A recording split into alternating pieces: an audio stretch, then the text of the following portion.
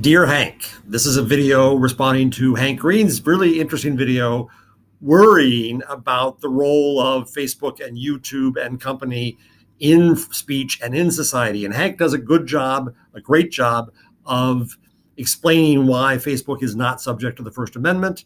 And then he worries about the power of the platforms in speech, even sharing that worry with Ted Cruz. I want to make a few responses, Hank, really three. First, I think it's a mistake to still think of what Facebook does, especially, also what YouTube does, also what you do as content. That's a Gutenberg era model, a model of property filling a product, a book, a thing with a beginning and an end, right? And that's what we've been doing for almost 600 years with Gutenberg. I learned this lesson at VidCon, Frank. Look, there's a swag bought at VidCon, where I saw that content is the wrong model today for what happens. When you look and see a community of people at VidCon, when you go to the mental health session, you see people on stage who are talking about their lives, sharing those things with people in the room. That's not about a content maker. Neither is it really about a celebrity and an audience. It is truly about a community. And Facebook enables community. YouTube, to a great extent, enables community. The internet enables community. And so that's a new model and a new way to look at this. And I think if we try to bring our old content models to that, we make mistakes. Second, we are entering into a new world. The internet is a new world. And if we go back to our own history in the United States, this new world was settled and founded by companies first. Right? I highly recommend Boo Srinivasan's book, Americana, which is a history of capitalism. And the history of the Pilgrims and Virginia starts with companies. The Virginia Company of London, the people who funded the Pilgrims, the Hudson's Bay Company. These were venture capitalists who funded the risk of going to the United States. And so it was less about religion and more about money. Now, I'm not saying that that's ideal or that it's even right. And I'm certainly not saying it's going to stay that way. But I think we have a lot of precedent for seeing how companies use capital and use innovation and try to figure out how to plow new ground. And that's what the internet is. So yes, Facebook is powerful now. YouTube is powerful now, but you're powerful too. If you decided to leave Facebook, if you decided to leave YouTube, you have power as well. And that's not going to happen because you're going to negotiate with them. You have relationships with them. There is mutual self-interest we got to figure out here. And that leads to my third point, which is what is our mutual self-interest? And the problem, I wrote about this in Medium about a week ago, the problem in Facebook is trying to define the line. Mark Zuckerberg has finally defined a line, and I'm glad for that. And his line was content that imminently causes violence is off. Okay, it's a line, but I don't think that line goes far enough. I would prefer a line that puts InfoWars on the wrong side of the line. Right? And anecdotally, that's really easy to do. InfoWars is bilious, it is awful, it is hateful, it is insightful, it is filled with lies and conspiracies. Off you go. Fine. Easy for me to say, easy for anyone else to say.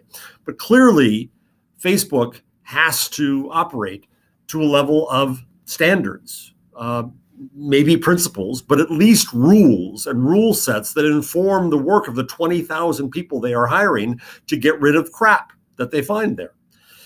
And so it's not so easy to just say, get rid of InfoWars. What is the line? What is the rule? What is the standard, the principle that enables that? So in this post, I tried to explore various of those standards. Right? Is it harm? Leo Laporte on This Week in Google argued that physical harm wasn't good enough, but harm is as a standard. And I agree with Leo about that, but I worry that it's hard to define harm, and people can say that they're harmed, they feel harmed, when others would judge that they're not. This gets us into the whole political correctness argument and so on and so forth. So harm is a hard standard. Threat, I think that's a fairly good standard. If I'm threatening someone, as Alex Jones did to an official of the United States, as men do to women, as white people do when they call the cops on black people, I think threats and harassment are a decent standard, but highly individualized. What about conspiracy theories? I kind of like that one because Alex Jones is going to fail that test. But that also puts Facebook in the role of defining what is conspiracy and thus what is false and thus what is true. And Facebook has said, and I agree with them, that they don't want to be, and no one wants them to be, the arbiter of truth in society. No one should have that role singularly. We in journalism believe we give people lots of facts and let them decide. So for Facebook to come along and say, Alex Jones, you're off because you lie, would also mean Twitter must get rid of Donald Trump's account. You know, I saw on TV this morning, he's lying an average of 7 times a day. I try to think of the last time I lied. Oh yeah, I like that outfit. Oh, that was a good talk. Oh yeah, I mean, I lie, but 7 times a day, 7 times a year would be a lot. Good Lord, how does this man do this? So, conspiracy, truth, and falsity aren't great standards. Bigotry, hate, yes, absolutely, those are good standards to try to work around. But hate speech, we know, is complex, and in a sense, I'm bigoted to bigots. And so when I say that I hate a bigot, where does that go? It's also complex. Bullying is the standard that Facebook used to get rid of Alex Jones temporarily. I think that's a stretch from threats and harassment and so on. So maybe that's an okay standard. At the end of the day, the only standard that I find is workable is manipulation. Is that what the Russians and trolls and the so-called men's rights movements and spammers all do is they try to manipulate the weakness in this new system that we have to their ends, and we're behind them. So I argued to Google after the election that they had to, and Facebook as well, and Twitter as well, that they had to recognize the manipulation that occurs of them and that they have to compensate for that. Google and Facebook and Twitter and most technology platforms say we're just a mirror to society, blame society. Now, actually, I agree with that to an extent. I agree that the problem here is human behavior. The problem here is not technology. The problem is human behavior on technology.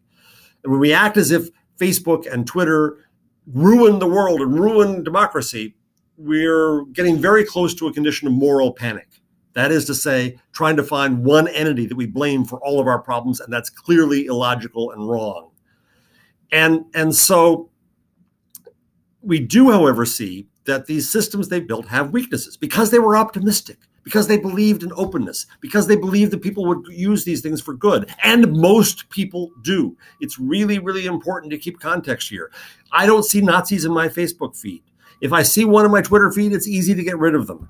Most of what happens on the internet is good. Most of what happens in social media is good. Without the internet and social media, we would not have had the Me Too movement. We would not have had Black Lives Matter. We would not be so aware finally in this country about how white people call the cops on black people as a power move.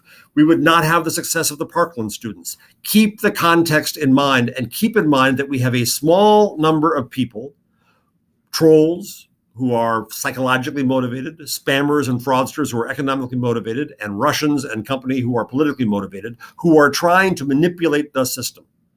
So at the end of the day, yes, Facebook may be a mirror of society. Google may be a mirror of society. Media and journalism may be a mirror of society.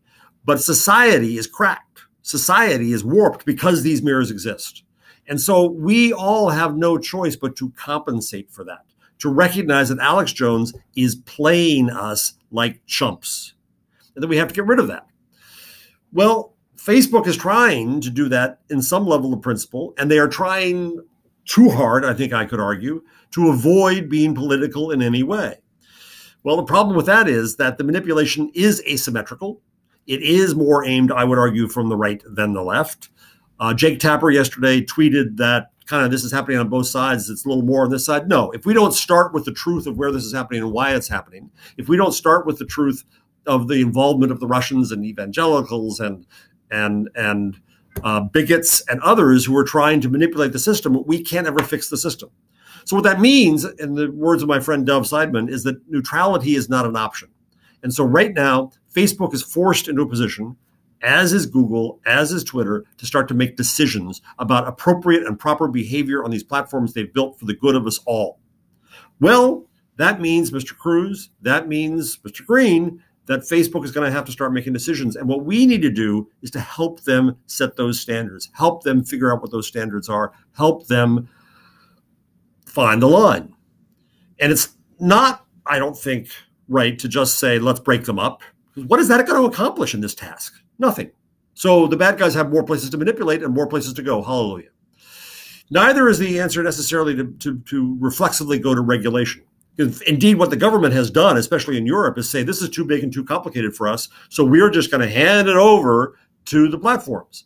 The right to be forgotten in Europe, the Netzdege hate speech law in Germany, they're making the platforms make decisions, and government, which used to be in the role of deciding acceptable behavior and enforcing those standards, is basically pulled out of that business and said, you do it, platform. So Hank, your point about the platforms becoming a form of community governance, yes. And indeed, government is putting them in that position because it doesn't know what the F to do.